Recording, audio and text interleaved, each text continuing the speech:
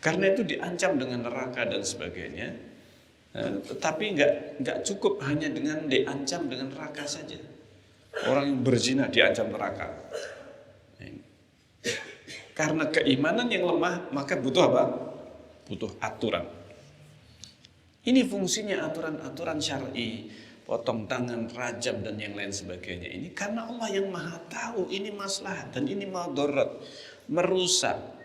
Ini orang yang membunuh maka dikisos.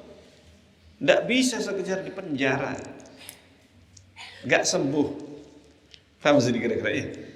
Nggak akan sembuh. Manusia kalau sekedar hukumannya orang membunuh di penjara tidak bisa sembuh. Bahkan akan merajalela. Perzinaan juga demikian. Ketika tidak diterapkan hukum rajam, hukum cambuk bagi yang belum menikah atau muhsan, yang bukan muhsan, maka Allah yang Maha tahu ketika ini tidak diterapkan, yang terjadi apa? Akan terus semakin bertambah perzinaan. Orang semakin berani berzina. Oh, zina di penjara, seandainya di penjara nggak berubah, tidak akan membuat apa? Sembuh. Dosisnya kurang. Sama sendiri. Dosisnya ini kurang. Penyakit ini ketika dosisnya itu kurang, obat itu kalau kurang dosis, bagaimana? Tidak sembuh. Tidak sembuh. Tetap saja, bahkan akan terus bertambah penyakit itu. Maka Allah yang faham, yang tahu tentang dosisnya ini apa, obatnya apa, dosisnya bagaimana. Subhanallah, luar biasa. Makanya hukum LGBT, apa hukumnya? Dirajam?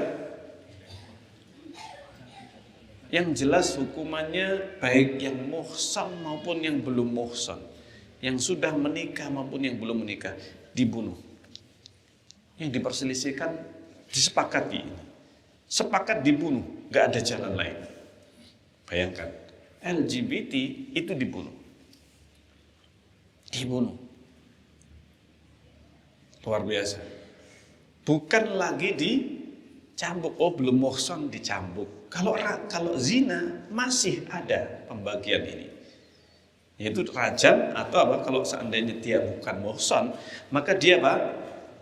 Dicambuk, di penjara setahun, dicambuk.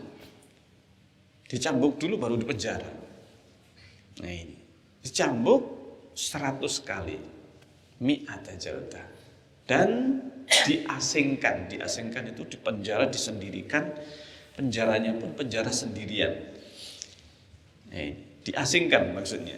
Nah, kalau sekarang diasingkan, Nusa Kambangan sudah jadi kampung. Zaman dulu masih bisa ya kan, ditaruh di hutan, ya, sudah diasingkan. Terserah mau hidup di. Kalau sekarang sudah nggak bisa. Makanya Nusa Kambangan pun akhirnya dikasih apa? Penjara juga. Bikin penjara Nusa Kambangan. Dulu Nusa Kambangan itu pokoknya dilempar ke sana. Di pulau itu. Iya. Dulu, masih zaman dulu kala. Belum ada penjara. Sekarang ini, di sana sudah ada perahu. Nah ini. Kalau orang ditaruh di sana hidup, ini malah bebas. Sudah jadi perkampungan.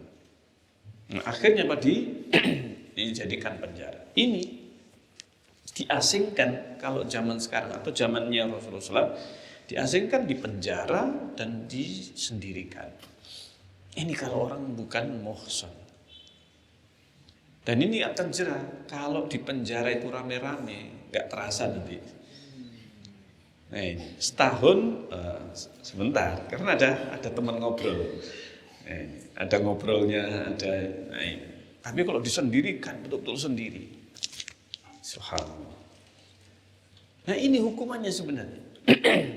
Dan Allah yang Maha tahu, dengan cara-cara ini akan sembuh.